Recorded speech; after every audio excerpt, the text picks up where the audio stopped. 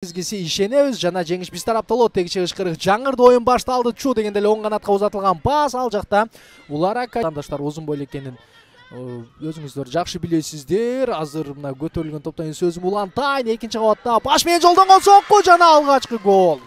Мына мынтип австралиялыктар 4-мүнөттүн жүрүшүндө алгачкы эсепти 0-1-0 дагы айландырып олтурат. Эч нерсе эмес, азырынча муңаюуга эрте, алдыда дагы да болсо эсепти теңөөгө мындан ары биздин кыздар мыкты өзүн көрсөтүүгө мүмкүнчүлүгү бар. Бул дегиче абалды артта калганда улгон алыстан жолдонгон сокку. Дилназ жеңип Алана Мёрфинин чыгарып берген тобу экинчи кабаттан Нурсулуу Мырзакулова жана ак болуш керек. Ышкырык жаңырды.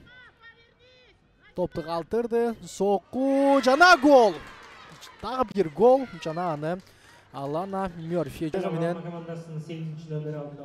кечирик дагы билетине көңүл бөлүнүп ал жактан мына мынтип дүйнө жылдыздар чыгып жаткан учур деп айткыча дагы бир гол.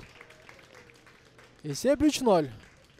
Бардыгы бул ирет өтүү жана Джессика Нэш оң канатка узаткан пастан ары кайрадан жаңылышуу, бирок бардыгы Нурсулуу Жуная топту кабыл алды жана түз сокку Азамат биздин дарбазага чейин баралап экен, байкап көрөлүчү. Бардыгын жазгырып өтөм деди дагы Жунай дагы топ чыгарып берген. Ал эми Жуная болсо жана Нурсулуу Мырзакулованын бутунан кирип барды.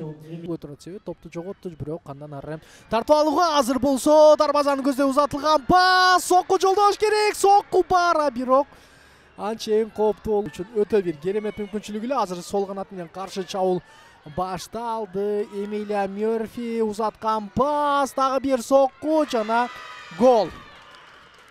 Эсеп 5-0. Байтор сокку жолдо менен эсеп сандарын дагы да болсо ирлентип олтурат.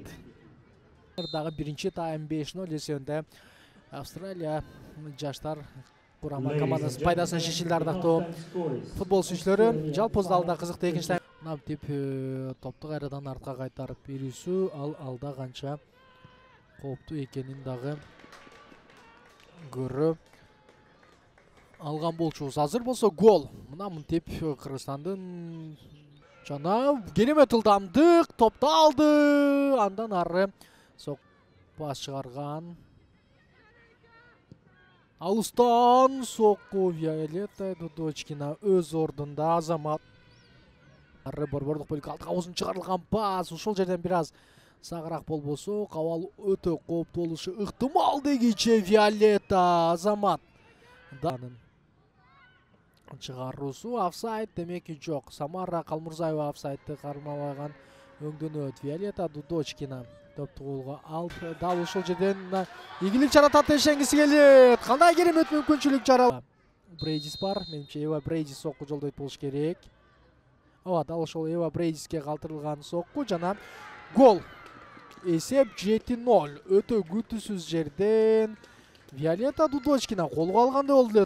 Ал эми биз болсо дал ушул 7-гол менен